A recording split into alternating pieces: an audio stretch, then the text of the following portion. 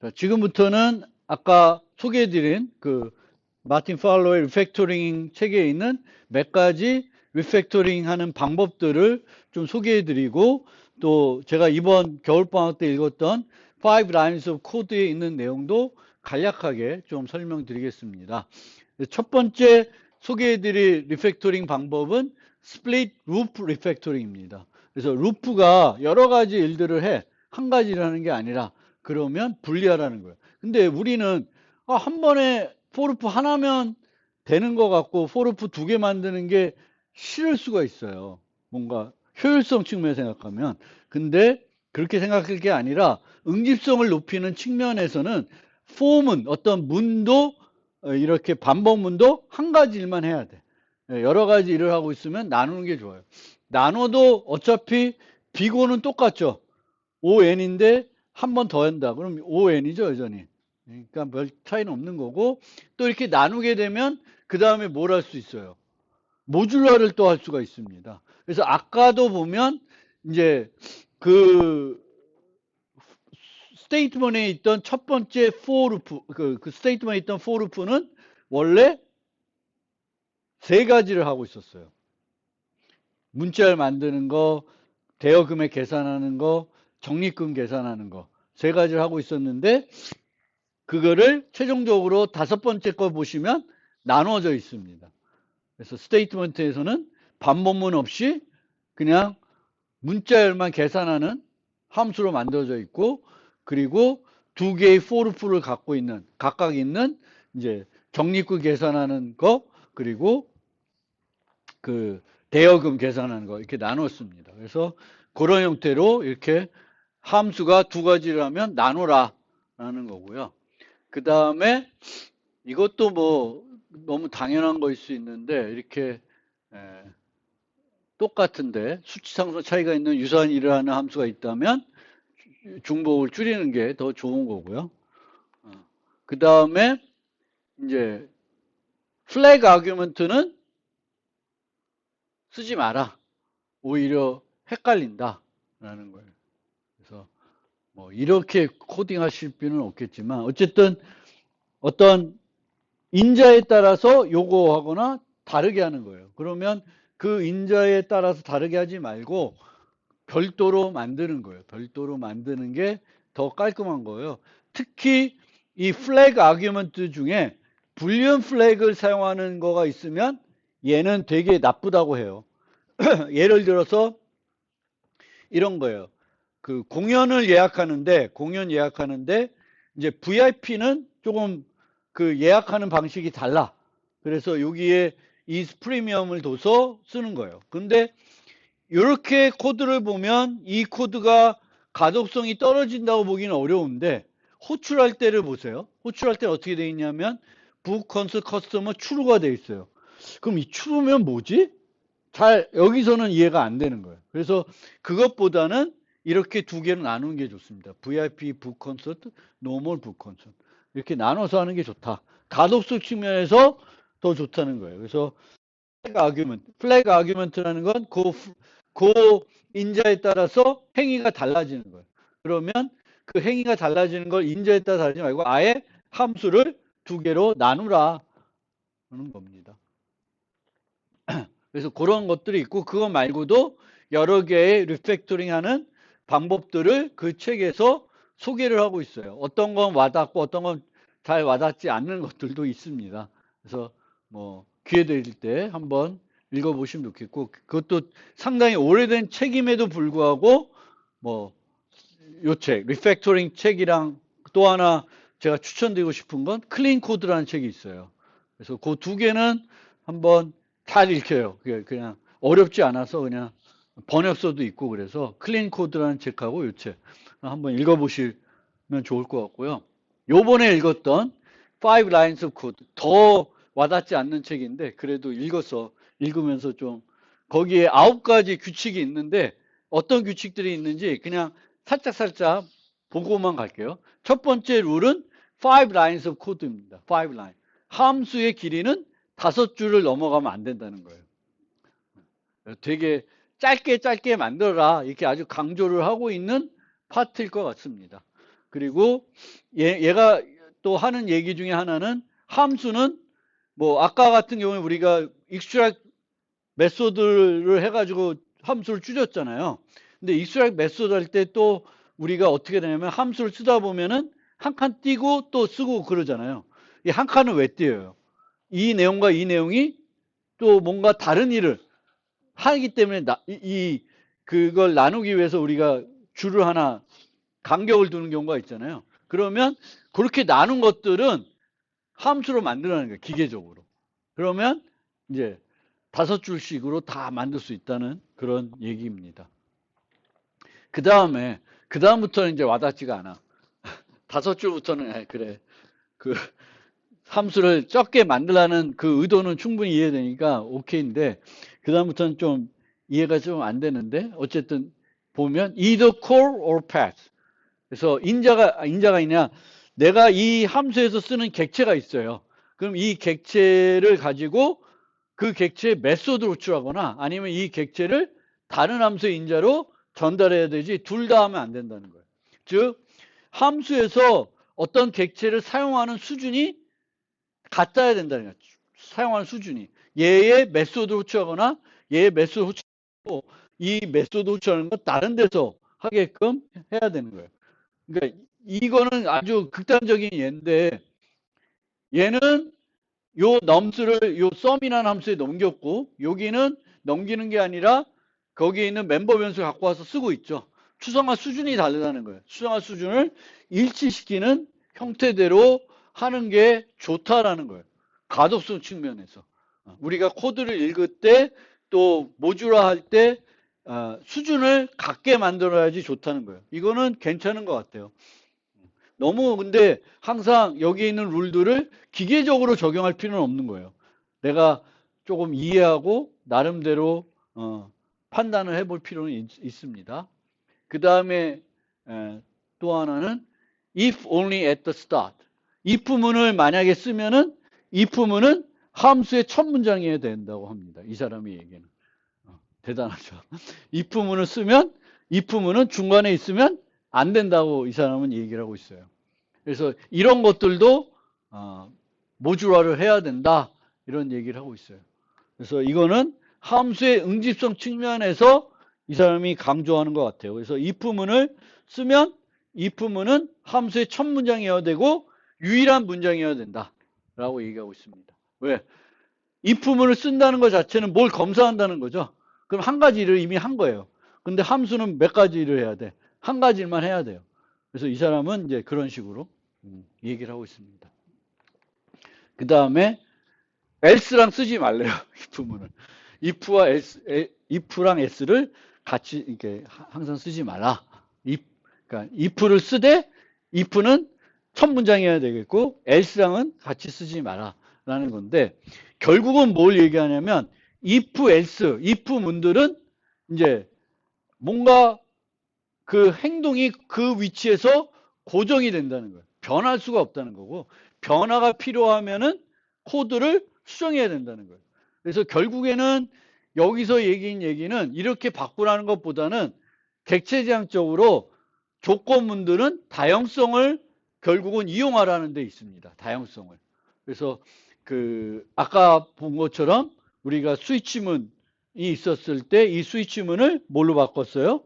이제 전략 패턴이나 아니면 상속을 통해서 해결했죠. 그래서 그런 것들을 좀 얘기하는 거고요. 특히 우리가 이런 식으로 이렇게 되어 있어요. 여기 보시면 current light가 빨간색이면 자동차가 멈추고 아니면 드라이브 하는 형태가 돼요. 근데 이 코드를 어떤 식으로 바꾸냐면 이렇게 바꿉니다. current light update car가 되겠고 이제 이 레드와 옐로우 그린에 car를 넘겨서 이제 트래픽 라이트가 레드면 멈추는 거고 옐로우와 그린이면 움직이게끔 하는 거예요. 그러면 if문이 사라지죠. 그리고 나중에 수정할 때도 편리해집니다. 여기를 수정하는 게 아니라 이쪽을 건드리면 돼요. 그래서 얘는 이제 자바니까 이게 되는 것 같은데 자바가 아니어도 이제 이런 식으로 내가 자바의 열거형 같은 거를 이제 C++나 이제 파이썬에서도 충분히 만들어서 쓸 수가 있습니다. 그래서 트래픽 라이트라는 클래스를 만들고 상속을 해가지고 레드, 옐로우, 그린을 만들어서 이런 식으로 처리를 하고 있습니다. 할 수 있다는 거고요. 얘는 가급적이면 스위치문 쓰지 말라라고 되어 있습니다. 그래서 왜 그런 얘기를 하냐면 스위치문을 쓸 때 오류가 많은 거예요. 우리가 케이스를 누락할 수도 있고 디폴트 때문에 뭔가 문제가 될 수도 있고 여러 가지 문제가 되어 있어서 이제 그런 얘기를 하고 있고요. 그 다음에 only inherit from interfaces. 상속을 되게 싫어하는 그런 형태가 되겠고요. 그리고 use pure conditions. 이거는 좀 초보적인 얘기인데 이제 이 조건에서 뭔가 데이터를 수정하는 거는 가독성에 안 좋다라는 거예요. 우리는 간결하기 위해서 이런 식으로 하는데 이렇게 하는 건 별로 좋은 방법이 아니다 이런 얘기를 하고 있어요. 그 다음에는 조금 여러분들이 좀 살펴볼 필요가 있는 게 게터와 세터를 사용하지 말라라고 되어 있어요. 그럼 게터와 세터를 안 쓰고 어떻게 하냐? 객체적 프로그래밍을. 이게 중요한 겁니다. 풀 방식보다는 푸시 방식을 선호해라. 이거 뭐냐면은 우리가 게터를 쓴다는 건 뭐예요? 게터를 이용해서 클래스에 유지하는 멤버 변수 값을 갖고 와서 프로그램하는 거죠. 내가 그 값이 필요해. 이 클래스 값이 필요해. 그럼 내가 게터를 갖고 와서 써요. 그게 아니라 그 데이터가 필요하면은 내가 내 데이터를 어디로 보내? 그 클래스, 게터를 불러야 되는 클래스로 보내는 거예요. 그게 푸시예요. 풀이 아니라. 그래서 여기 보면은 어떤 식으로 되어 있냐면 클래스들이 있는데 얘네들은 다 뭐예요? 거의 데이터 클래스예요. 데이터 멤버 변수 유지하고 게터와 세터만 있어요. 그리고 여기서 get name, get id, get url 뭐 이런 식으로 해가지고 뭔가 프로그램 합니다. 그렇게 하지 말고 여기서 필요한 데이터를 그쪽으로 보내는 거예요. 갖고 와서 내가 만드는 게 아니라 걔한테 줘서 만들게 하는 거예요. 그래서 이런 식으로 여기 보면 post generate link 하면은 also의 generate link고 여기에 보면 이 데이터들이 이제 내가 게터로 갖고 와서 만들었던 거를 게터로 갖고 오는 게 아니라 그쪽에 전달해서 그쪽에서 어떤 데이터를 받아서 뭔가 그 결과값을 만들어내는. 그래서 풀보다는 푸시를 선호해라. 요거는 여러분들이 좀 잘 알아두시면 코드를 더 잘 만들 수 있을 것 같고 데이터 클래스를 진짜 유용한 클래스로 확장할 때 또 많이 쓰일 수가 있을 것 같아요. 그래서 게터를 가져오지 말고 내가 게터가 필요하면은 그 게터를 갖고 오는 게 아니라 거기에 줘서 그 일을 거기서 하게끔 이제 만드는 거죠. 그래서 요 두 개의 차이를 잘 보고 요렇게 하는 게 풀 방법이 되겠고 요렇게 하는 게 푸시 방법.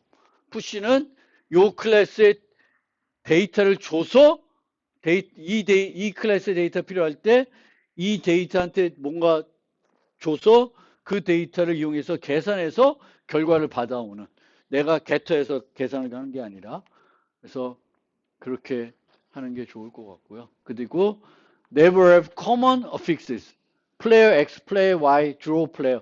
이런 것들은 이제 객체장에서는 아닌 거예요. 저거는 그러면 클래스의 메소드나 멤버 변수로 통일시켜가지고 만들 필요가 있습니다. 그리고 데이터가 어떤 불변 조건이 있으면 클래스를 정의해서 이 조건을 보장하도록 하는 것이 되게 객체지향의 이점 중에 하나다. 그런 면에서 원시 타입을 하나만 유지하는 클래스도 충분히 정의해서 사용할 수 있다라는 게 이제 여기의 주장입니다. 그래서 이제 객체지향을 쓰는 거에 여러 장점들이 있는데 기본적인 두 가지 장점은 첫 번째는 요거예요. 그 데이터들이 만족해야 되는 인베리언, 어떤 조건들이 있어요. 그 조건들은 반드시 보장하게끔 해줄 수 있는 게 객체 지향입니다. 왜? 보통은 이 멤버 변수들을 프라이빗으로 해놓고 이 멤버 변수를 퍼블릭 메소드를 통해서 바꿉니다. 그리고 바꿀 때 인자를 잘 검사해서 바꿔요. 우리가 자바나 C++ 수업에서 뱅크 카운트 클래스를 많이 예제로 드는데 거기에서 보면 잔액 정보가 있어요. 잔액 정보는 항상 0보다 커야 돼. 그 0보다 큰 걸 보장을 어떻게 해줘요? 프라이빗으로 만들고 withdraw deposit 메소드에서는 절대 음수가 안 되게 만들어줘요. 그러면 내가 뱅크 카운트라는 클래스를 쓰게 되면은 뭐는 걱정 안 해도 돼. 밸런스가 음수가 될 거는 걱정 안 해도 되는 거죠. 그게 객체장이 제공하는 상당히 중요한 이점이에요.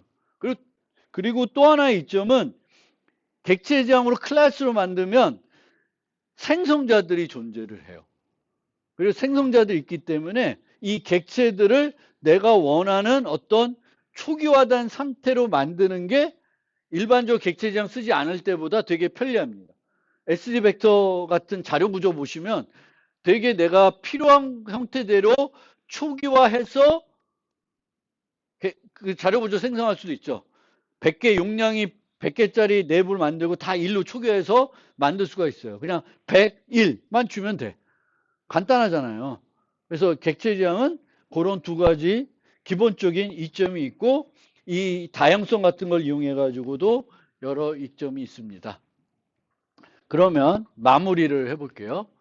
그러면 리팩토링은 다시 말씀드리면 이제 관찰된 행위의 변화 없이 코드의 가독성과 수정 용이성을 향상시키기 위해 소프트웨어 내부 구조를 변경하는 거고요. 심지어 버그가 존재했고 그 버그의 존재를 몰랐으면 리팩토링 한 후에도 같은 버그가 계속 남아있을 수 있습니다. 물론 발견했으면 수정을 해야죠. 근데 내가 몰랐어. 그래서 테스트도 통과가 돼. 버그가 있음에도. 그러면 수정을 했어도 여전히 그 버그는 남아있을 수 있다. 여기 강조하는 건 버그가 남아있다는 게 보다는 리팩토링 전과 후는 어떤 밖으로 나오는 결과는 바뀌지 않아야 된다는 거예요. 그래서 우리가 개발할 때도 다 만들어 놓고 리팩토링 하는 게 아니에요. 원래는 우리는 요즘은 익스트림 프로그래밍, 뭐 인크리멘트 프로그래밍 해가지고 전임적으로 만들어가죠. 전체를 설계하기보다 부분만 설계하고 만들고 테스트하고 그 부분을 만들 때도 함수 하나 만들고 확인하고 그 다음 함수 만들고 확인하고 이 함수 만들고 확인하는데 함수를 만들어 잘 돌아가. 그럼 그 다음에는 그 다음 함수를 넘어가는 게 아니라 그 다음에 뭘 해볼 수 있어요? 리팩토링 하고 넘어갈 수도 있습니다. 그래서 이제 그런 개념들을 살펴보시면 되겠고요. 리팩토링의 전제 조건은 어떤 코드가 나쁜 코드인지 판단할 수 있어야 리팩토링이 가능하다. 뭐가 코드 스멜인지 알아야 되는 거죠. 여러분들이 코드 봤을 때 이건 마음에 안 들어. 이런 부분들이 있어야 된다는 거고요. 리팩토링을 격려하는 문화가 있어야 됩니다. 회사 같은 데서는. 그리고 결과를 확인할 수 있는 도구가 있어야 리팩토링이 가능한 거죠. 그렇습니다. 그래서 리팩토링 하는 이유는 소프트웨어 설계를 향상시키기 위해, 소프트웨어 이해도를 향상시키기 위해, 또 버그를 찾는데도 도움이 됩니다. 버그가 있어. 뭔가 문제인데 어디인지 모르겠어. 그럼 뭐부터 해보면 돼요? 리팩토링을 한번 해보세요. 리팩토링. 내가 요 코드부터 좀 개선해 보자. 코드를 개선하다 보면은 내가 이 생각을 못 했었구나 라는 것들도 이제 얻어질 수 있습니다. 그리고 프로그래밍 하는 속도도 리팩토링 하게 되면 향상이 됩니다. 왜냐하면 잘 설계되어 있을 때 개발 속도도 높아지기 때문에 그렇습니다. 그래서 언제 리팩토링 하냐? 또 rule of three. 똑같은 걸 3번 하면 그만하고 이제 리팩토링 해라 라는 뜻이고요. 새로운 기능을 추가하거나 코드 수정이 필요할 때 바로 수정하지 말고 리팩토링을 하고 나서 수정을 해라 라는 거고요. 그리고 현재 코드가 문제가 있다는 걸 인식하게 되면은 바로바로 해라. 이게 보이스카우트 원칙입니다. 그래서 보이스카우트는 뭔가 문제 있는 거 보고는 지나치지 못한다는 게 보이스카우트인데, 이제 개발자들도 뭔가 마음에 안 드는 거 있으면 저거 한 내일 모레 고쳐야지 하는 게 아니라 그거부터 하고 가라는 거예요. 그리고 계획된 리팩토링. 뭐 2주에 한 번씩 리팩토링 합시다. 뭐 이렇게 되는데 뭐 안 하는 것보다 저렇게 하는 게 좋다는 거고요. 그리고 버그를 수정해야 될 때도 이제 그거 해주면 좋고, 코드를 리뷰할 때도. 그리고 이 코드 리뷰와 관련해서는 너무 많은 인원이 리뷰를 함께 하는 건 효과적이지 않다라는 거예요. 너무 많은 사람. 근데 설계 리뷰는 많은 사람이 하면 할수록 좋은 거예요. 설계 리뷰는 이제 이거 설계하는 거니까 뭔가 이렇게 왁구잡고 이런 거니까 여기에는 여러 아이디어들이 막 들어오고 논쟁을 해도 돼요. 근데 막 코드를 리뷰하는데 막 이 사람 저 사람이 막 하면은 더 혼란스러우니까 정예 멤버들이 이게 조금 적은 사람들이 하는 게 좋다. 그리고 do not justify refactoring in terms of clean code or good engineering practice, but in terms of fast development라고 얘기하고 있습니다. 이게 뭐냐면 이제 여러분들이 어떤 회사에 갔어요. 아주 좋은 소프트웨어 회사야. 그럼 리팩토링을 코드 리뷰도 계속 시키고 리팩토링도 계속 할 거예요. 페어 프로그램도 하고 막 잘 될 거예요. 근데 별로 좋은 소프트웨어 회사가 아니야.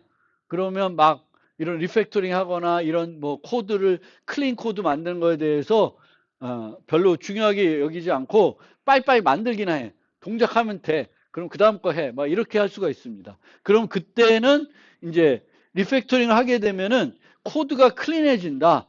이거는 꼭 해야 되는 어떤 좋은 습관이다. 이런 걸로 그 상사한테 얘기하지 말고 뭐다? 개발 속도를 우리가 이걸 해야 개발 속도가 빨라진다. 지금은 다음 거 만드는 게 더 중요하겠지만 얘를 수정 안 해놓고 리팩토링 안 해놓고 가면 다음에 뭔가 이걸 개선해야 될 때 더 느려진다라는 거예요. 그래서 우리 컴퓨터공학 전공한 사람도 아니고 컴퓨터공학 전공했다 그래도 이런 개발에 대해서 잘 모르시는 분들을 설득할 때는 fast development, 리팩토링을 해야, 그리고 클린 코드로 개발을 해야 이제 개발 속도가 빨라진다는 걸 좀 강조해 주시면 좋겠고요. 그리고 리팩토링의 문제점, 항상 잘 리팩토링이 되는 건 아니고요. 언제 잘 안 될 수 있냐면은 데이터베이스를 수정해야 될 때, 이거는 너무 큰 일이에요. 그래서 우리 학교도 예전에 보면 그 개선해야 되는데 뭘 못 바꾸냐면 DB를 못 바꿔서 리팩토링이 안 되는 그런 문제가 있었어요. 초기에 보면. 그 다음에 메소드의 서명을 변경해야 되면 이거는 전체적으로 뜯어 고쳐야 돼서 또 그렇습니다. 그래서 그런 측면에서는 메소드의 서명은 가장 나중에 공개를 해야 돼요. 공개를 해서 서로 이미 반대쪽에서도 그걸 이용해서 짜고 있으면 이제 못 바꾸는 거죠.